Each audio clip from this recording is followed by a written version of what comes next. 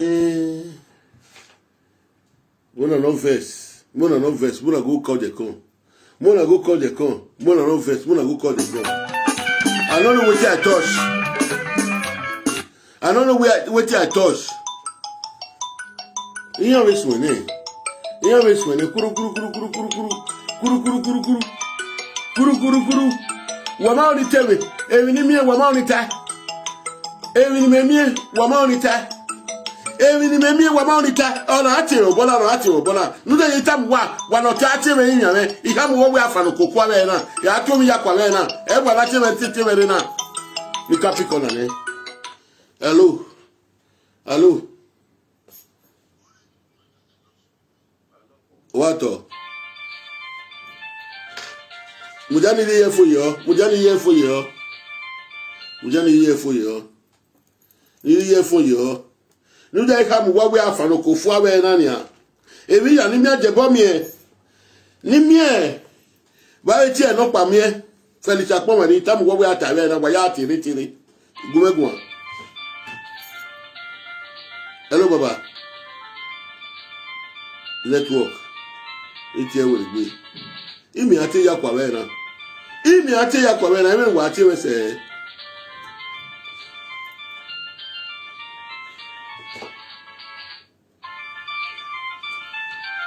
Wa to baba ofu egbe. Ofu egbe. Ogogogo ero baba. Obukian. Domo. Mere la video. Il est la vidéo. Ya do tu ya kwa we na Ajebo na gba ukpogodo. Ojo ba je wa tapara panu goji. Wa yi ti ere ata. Iyo na gba Ajebo we na. We no ya toge, o itoge. No ya fi ku edogo, no ya mu na wale ni ya gbe. Ewi wu ami aji. Why do distract me attention? Ima time na akwedo ta. Imi ma time na wala distract me na akwedo ta. Akwedo tu yakwa. Baba domo.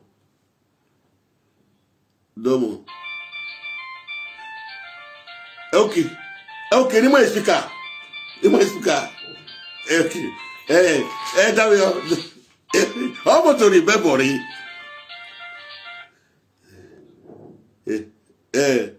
Omo ri bebori gbe oko e. Gbe oko e. Je pako unri agie. Eni won kejo ti we na ya we bebo ya onu ri bebo gunwe. Bebo ya wo onu ri gunwe. La ya sabo agasi una ya do ti ebo bi yeke. Ebo agbo ogbo eyen logi omo. Una adot Ajebo biye ki aje pako ogbo eyen logi omo. Yari bebo gime. Eni won we Thailand, ni won we Tina. Ona o ti Ajebo no pe anore my girlfriend o Tina me pikona. Pikona ya deni ni phone your small phone ya do yo. O we are calling me WhatsApp ya me. Picture so the phone yo. Felicia no dukmo yewiri nika gwo ni gwane nika aji nika poju na ni nika po na ni kisun agwa Ajebo gun na meri ugbori ogo iri ugbori ogo na gba yi nika connected to butubu ne nika connected to butubu ne ma ye to butubu we na ma ye to butubu do ni kina na do ni kina atafu do ni kina pefu. Tubutubu connect. Nika pe won ni. Cause I like Tubutubu ma pe won. E ma nika pe ri ni. Me ori. We ti me fi ko tori me. Me ya ke no de ade we Ajebo ya do fanu kokwa. Awi na hin ya lo Tubutubu international. Ya lo international na. Yalo international we ati me lize you me lo ene ogono vibrate ba me yin ye gani me na ma mi mwenwa e gwala ye phone gage e video gi me gi mi mwenwa na na ma we na ya operate even we chi na se koto o vibrate ba my can Oh, vibrate wa ni ka pere. Ni ka pere.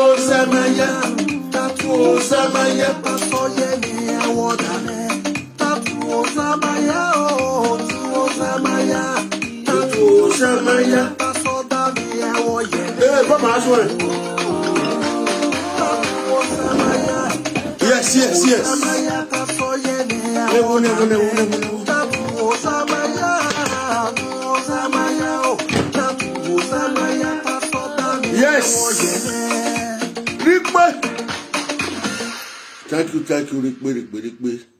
Thank you, Rikbe. Thank you, Rikbe. Una good morning, my people. Una share this video, make it go viral.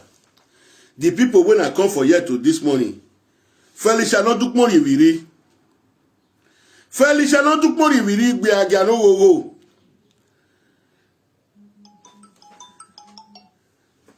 Mabege Asha wo no mind egbe wekin. Ede mi am pichu we mu la dia. Ede ni am pichu we mu la dia. Ede ro ni agbon akan we. Ya emi na ri na agbon. Na ri ne emi ari no we de na de ro ni. Egbe no mu e. Uze gwalekia ma ze yu e. Ute onu arudo ate Ajebo ne kere do aweki ame na wikwe. Egbe ma ye oko we. Egbe ma ho we. When Ajebo ari bebori, ebebo awe no ri egume. No ri bebori ne kwemu na gba wipo godo. Ide. Gele Monica atwari ime okpa ni ewo we datana na Monica atwari. Ni edawe tana na wegbegbe owe akabama. Ogo we bisoke. O gbiara mega ahun wiye we Monica atwari we akabama. or we be socket. Hey, we never bury Bobby's work again, dear Ladia, or the hallelujah, no cook. Me bury again in yardi. Me bury Bobby's work again in yardi or Ladia, or the hallelujah, no cook. Monica, no, we don't talk, no wow. Oh, now, expenses be war. On a very expensive be when you have Monica to arrive Tana Wakabama, we be socket. Every year, oh, I am Muladian. Yeah, when no way Ladian. If I were gigi, when I want an or Memarica, Yenny. Maybe a joke, you know, because Eba Marine, where Bobizua we are doing. Here is okay, Warrior, Wakabama, Yabio, Akabama, Abiomo, or Moya Nakobomie. Moya Nakobomo, Akobama, Bie. No ma guaso igmarobo, or guaso igmarowe. Me mi moya Nakabama, Bekara Daddy. No ma igmarobo, amami no swe. Igmarowe, amami no swani. So maybe this okay, they Akabama will be so maybe I'll be the same one where igmarobo, erowe. Because me beg you Akabama, ya wo no one. Ni me wa beg o one ya si wa kere that. The was me we so ke na ma we so. Only give me mobo gwan ye we ekene me ma only no bali. But e ni re ba we na. Monica to ari ege no na gbe ajepako ina mwevi ina we awo. What affect my friend affect me. My was it done o jo atakpara pa ya wa masikoma. I mean no die o ye we need to seek Felicia. Oh ye we need ticket. Why the Felicia do yi? Why we Felicia do yi? E chemical muguwa. Wa mabega wa tuari. Wa mabega wa tuari waru atuari ma we la je wa ga je. Wa la igwe Felicia do yi wa eh. Cause yeah, woman, no matter what, I don't go. If Felicia na ogi Kenya oji or Italy, on our friend Mark Banate Oliver. On our friend Felicia, on our friend Oliver, we are friend the way Igor Ga Ogberanki on the web birthday. He can't do birthday as he can't do birthday. They can't invite in Ogata. As they invite in Ogata, go the birthday, he can't go. It is say now you don't know say this Felicia if they find people under we go dey take pull life for people head. Wetin happen e no happen that Felicia una know na Ashawo will come for Gbagwe. Ashawo will come for Gbagwe, small Ashawo. You don't know say there is a big Ashawo, there is a small one. That Felicia una small one.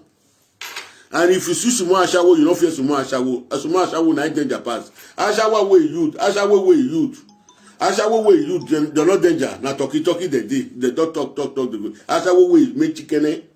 Ashawo way make chicken. If you see them, you know na like they pay you. If you see the Felicia not do money with it. Na evil daughter what we know. Evil daughter. Felicia it didn't way. Yeah, yagbon way. In nowhere whether I asked you that day, say who go show retirement as who go show them. You say you don't fit talk for live video that day. You say you don't fit talk for live video that day, and they can go see mama retirement house. Say no be you. See the one where you go talk for where you talk now. When you go talk now, you want talk now, you say don't tell where you talk that lie. You say don't tell when you talk that lie because the audio, everything as you take talk, I did with me. I know the person where they play person audio. I know the person where they record person. As they send the audio for me now, I know go plan. If na live video, if it is still a live video, it happen. If it is still a live video, it happen. I forfeit plan. If they can't send the audio from me, I know go plan. I be my, I know they play. If now the one where you see the one where I play now, Monica do one for life, I'll plan.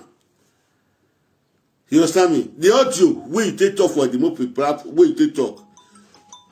You know say the movie know me as I be.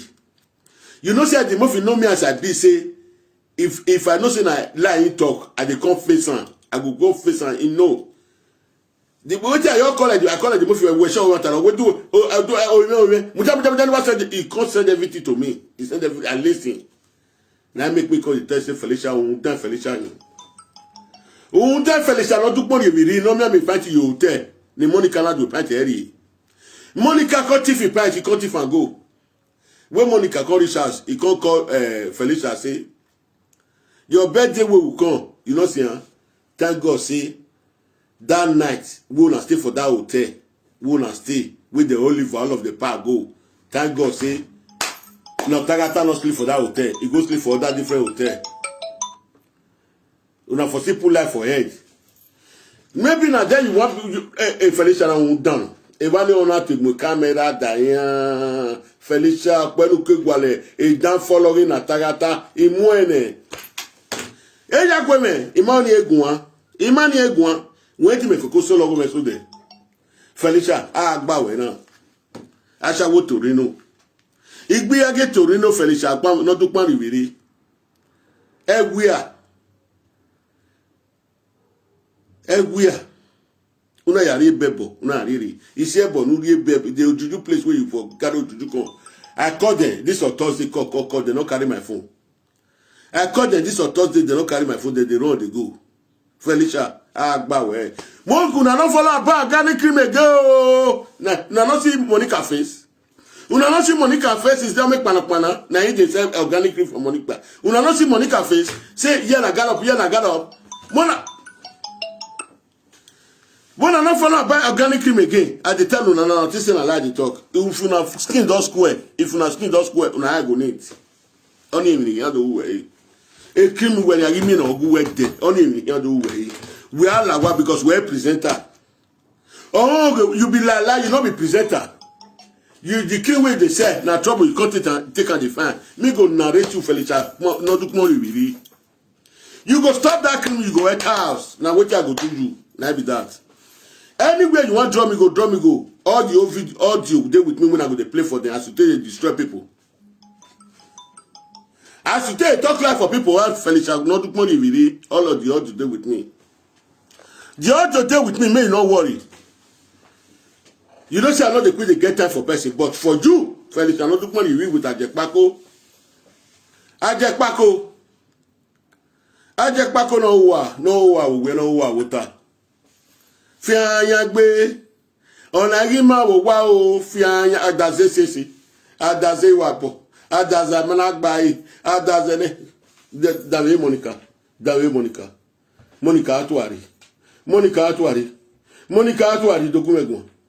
Monica Atuari ambush Ajala. Duta.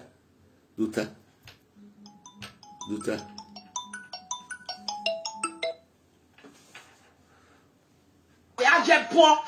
Obio no jagbo je ni no live video me ko ni. We no jagbo je ni. We no behave your kwale Spain. Le kwele mu o pia we hia. Oh, no mammy, or a single mother, no mammy, no money, and if you are no way. How are you here to your weapon, papa? Oh, my go with him. No more can win away. Escort ya will manage your bone. Woman, there. A bomb where I can make with it. Who swore? A bomb where? Yeah, come on for this live video. Idiot. Who they disrespect you? You they curse you, they mad, God punish you. Who you take permission for your hand before you call my name the first time? Why judge in your Facebook here? Why judge? You not now. That Monica is judge. Walk us swing. Never born now with the back. But you want to go with why you swimming? Oh, you go. Una well done. I beg, make una jam me for tubutubu. Make una jam me for tubutubu. Who want call? You feel call. Nake mi ashawo no stubborn. Nake we kama wa ashawo stubborn. No call me na ashawo no nye ono. Igbe aga no nye oso na ero. Ogo no ro call me na gba upo godo. Ajebo do dami yo. Ege no na bu e Monica na hin. Ina do kuli ya be bu e. Ni na ma o ma gian ga asike we. Do dami yo ajepako. Na gba upo godo. Olebo no bo wi kwere. No ye bo wi kwere iyo wa lodi ni. Ogiyo wa we wa wai. Awai wa gwale evidence no say when me evidence gu me ma oni etala nya. Ogiyo wa lodi ni. Ogbo we okun we gbe kan me. Iweta agba we. Wa ri agbon ri awe una me una che Atiti. Egba Titi yi we kan gbogbo yule. Mi eze ngwe. O to tell us we no reference no ku every month o to tell us ma me ba o to tell us ma me ba ni. Egwa agun. Iya wu agun ase. Iya mi ebe yan gwa agun yo yan wu agun ase. Me ebe no ni ka mo ni we no carry again we o ga Ajebo na e ba je na. Ajebo e nu tama me nu we ma me eni we wa mata ma me nu ya ri bebori. Yeah, why if you not say you not tell me go big go juju paper. If you not tell me go big go juju paper Ajekpako do down yo e Vivian what e Monica atuare. Unwe ge ni e ga lele kan e ma bege mata noro. Mata noro Monica mata ba. Mata noro Monica ta. Monica. Monica ni we popo lele de na. Be agbon we. Be to wa. Ubego wa nenia. We bego we wa nenia. Me ewe uwe adanegi. Me uwe amubuto. Ama ebiose. Ofon. Nikbe hian. Nikakbe ne. Wa de bare tubutubu. Mona jomi for tubutubu. Mona jomi. Then why you come back to why don't me? I am here with I'm moka sweni where like video. I'm here moka disrespect where we no area for it. I am here with I'm getting a rope me. Una sweni ne boka sweni ne. I am here with me no here boy. Okay, boy, go away. Anything you wish it done, okay, who are you working? Bonu here me away. This Monica, they fight Ajebo, when they fight Ajebo, when they beat Ajebo. When I can't go talk, put this Monica a very strong wish. No, women know. Na very strong on baby. No before. The first 40 days when I start to talk to Monica come for night. If you want to come sleep with me. As Monica come for night, you want to sleep with me. As I put Monica, this ikmia we no gay. This ikmia we no gay. Sometimes when I take boot Monica, you see the payment now. Sometimes you go the pay me, sometimes no pay me. When I take put Monica to away say, if you want to consult me for drink, me weaken my spirit. Now I take pursue Monica for body. Now I take pursue Monica actually for body. Me not they destroy. I know they keep person. But I only they want the person, I only follow the person, make the person no say me the follow one. As I the follow one, it go they deviate away from evil. You know say Monica matter with a lot of matter. If I don't finish for grand. It is say I want to talk. If I call a lot of I talk to a lot of say this matter I want me finish go finish. But this Monica can I make me not call na evil picking. The time when they try to tell them, the time when they fight, where they talk to Ajekpako when I enter the matter. Ajebo the sleep for us when I knock my leg for war for night. When Monica one country press me join ground and knock my leg for war. I did break. I call Ajebo say give me. Me be careful for this woman body. Now we wrestle. After some more time, he called it Ajebo called tell me say he called the sleep with her for dream. If they sleep with her for dream, if they sleep with her for dream. Now I can say Ajebo, no worry. Now I can't give Ajebo, I can't do something for Ajebo. Ajebo can't go. After 3 days, I can't call Ajebo. Monica still can't sleep with you. Say no. This Ajebo when they told me say me no work. He say Obonoma Enegbe. Me Ajebo can't true say whether Monica not going to sleep with her for dream. When I can't do something for year. Till now, Monica not to sleep with him again. His wife Vivian was aware. Vivian, you know what they make me now I want to start my own. You say I be Obonoma Negbe. Now so you talking for the world. But when Monica come to sleep with you for nights, when you can't come now to say your wife did that day, if you say a lie, now I body. I can't tell you, say because you say all your video, now I go to watch your video. Now they watch your video. That's why I go to find Monica video come out. The first as I tell the matter, now this video make me enter the matter. This video. When Monica the place, so now make me enter the matter. When Monica the place, so now this video make me enter the matter when I start to follow you. Don't say Monica talk to me. He talk to me. What did make her talk to me? As you call my stone side, you call my stone side where you call my house. Now then Monica start to talk to me. Say, he enemy, now me they carry at house. Because for night, you can't tell me say when I know near Ajebo. Monica can't tell me for night. When I know near Ajebo, I say, where do they talk? I go to drive Monica, say he enemy. Now there Monica enter my body. He not fit do anything for that side. He come in the morning. He can't the curse him, papa, the curse him, mama. And Monica they start to curse him, papa with the mama. The whole plan that where Ajebo take cover. He can't say he want disgrace. Mona ask Ajebo whether Monica till they sleep with until today now for night. Mona ask Ajebo. When they tell me wife they there, he with wife come and say, oh, no my negbe to destroy my image. I dey come for these people. As I tell the matter, now I see so when I want to take if I don't explain, he don't think when I find this video. He don't the very first day when I enter this video.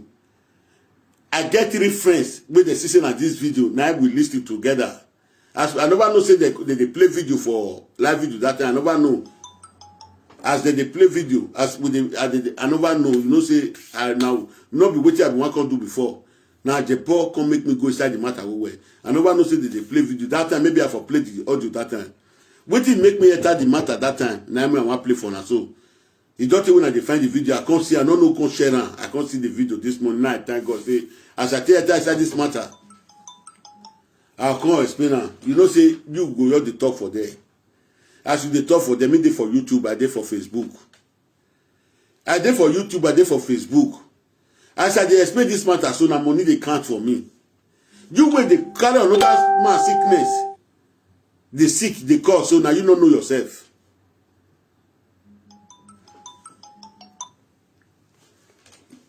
So when I play the audio first before we start. Yeah, I see the dog boy, saggy, dry way. You come your way. What's up? We can't well here, boom. And I'm making more cash anywhere. Who go? When I see this video, when Monica Atu Ariambos do that evening, the next morning now I come out. Because it go cause Ajebo children for a side. This Ajebo we don't know good so. We say na me you want to learn. Ajebo your secret day with me. Not wait till you tell me day with me, but I know I can't talk because.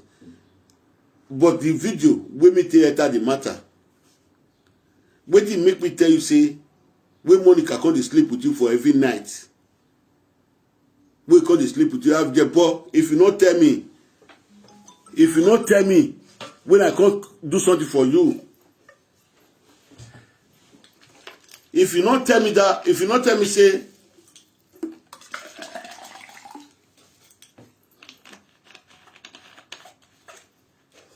if you not tell me say Monica come to sleep with you, I will go download there. Kemi ni riawo edogmano iro do we matami me. Iga tamawe ina seme egogo na. Okwe aga onsi okwo onsi me. Atigi me ma we mi nu gbe ni mo ya stop Monica na gida lo be kewe. This is Zebawe. So egogo na ina same yo na mu na meni mi ame ye kome. No ki mi ame ye kome. Adi na kama we. Emi ya nuta mame. E prove ya ari bole le nu e. Iki ari bole le nu e. A video na me yaso agwe Monica gwa Monica karo okagwa e matter me releasing when na o we releasing when I am Monica team after 2 hours on la dia again ya tiebo nu gwe na again me ya trigger ni ya la dia na so ahoni Monica atu are ambus and immediately Monica atu are ga atabe again e matter no ga atabe boy ogi no dey wo ero ogi ro so na ri gogo la de we opa fi una awe gogo de lo de eyan ha we gogo do lo de ade we mata mi mena da abawe meri lo de meri de lo de we na gogo do lo de adege una tamame na ri remedy nuwe e Monica to ari ken do ya lo ye ke we wa fan e ke do lo ye ke wa son ogiri pede we na ti we na wo yere a una wo magiri do ri me ba we awe ama ikewe ama ade ogi awe gogo de lo de gile de lo de o pe ara orun me o ko ara orun me aje pako ima ewe ede me ma sun e ima we me ma sun ni ka won me na ni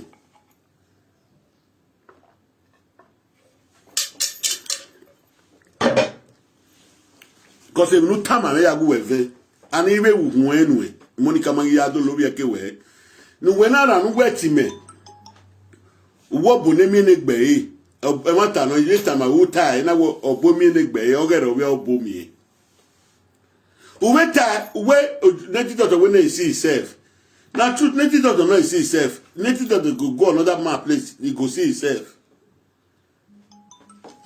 so wetin are the ways is there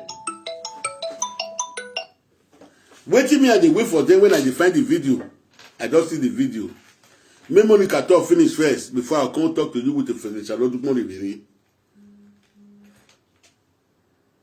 Ana miegi moka o aga miega we se the live video. Ana miegi moka tuno we e de no muna aga miega we se e me ka me nu tayo me gbe o hian ye me gbe. But ana miegi me we de tenete. Iro waso deliver tieme wo o bia pa no me ne gbe no wa ne we yo upon o bia no ko ko me jeni no wa ne ku o bia ku o na we ni mo na so ni ba po lawe gbe to no yi lawe gbe hiana no wo wa ba gbon ilaje be ni na mu jiju we go wu ji nu wu gwa lo iwe ba po lawe gbe wa o wa oye me na saboro do mu jiju igbe asaboro na mu jiju igbe o ma gwa loji ni di se uji ni Monica muju egbe ni because of belief me we reba ya se ti gbinigbina ni ika mana we Monica ya kwela wa na we zigbe iri so arbitrate the menekere da adi wa me igwe Monica gwa di mo fi mere gbe ba mi yen na gbe di mo fi ba mi yen ina gba Ajebo ina gbe Ajebo na gbe di mo fi nu de Ajebo wa be kere da di na bi to di me gbe di mo fi gun igwe Monica gun odumani we a Monica offend me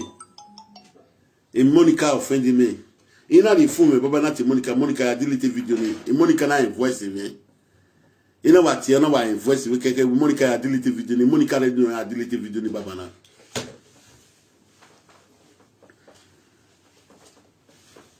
master na onyi me dan we nyi we be me gigun ya gun we dogu oke ma we na me gba Ajebo ko de ba Felicia lo dupon ribiri akin gba wa o pe akin gba wa o ko kan gba wa we ni aja wa me live video na we wa ko 100 years o ma kan mi o ko we ko 100 years me aga me ya wi nu da mo ma me fun do awe nu da control we nu da tell e de nu ata so we e beri we ni e kun to ta ma gbo bo mo e ma me na dere yi gbe ba ti me se you we we aso live videos uti si me ma so afan kere me fa no wo Imeba munu the big one ya munu ya agun eya mugwe. Wenti me fe ko si idi eso le yuweko. Idi eso le yuweko ama de na hwe, ama ki na na miegbe. Idi eso le wenti me dis okun wa titi edihin agiagia, ya agiagia. Egibeti we ke na pa me ma yiwe kwa ko we. Because a day why wo ga jebe ni na. Okay, wa abu Ajebo day. Ege no amo kan la ti ani gege. Owe then cut bona hen. Oh, me we are left like what the nether what do me. Oh, so. Oh, if I'm done on my no. Oh, my go with him. Oh, my go with him. No more can win away. Escort ya will manage you. Who me there? A bomb where I can near with it. Who swore? A bomb where? Yeah, come on for this JJ live video. Idiots. Who they disrespect you? You they curse you, they mad, God punish you. Who you take permission for your hand before you call my name the first time? Go ahead, judge in your Facebook here. Go ahead, judge. You not now. Then Monica is judge. Walk us swing. Never born now with the back. But you might come back with why you swing. What it is swing. Oh, you go. I beg. Why swing? Then why you swing? I beg, Mona Jamie for Tubutubu.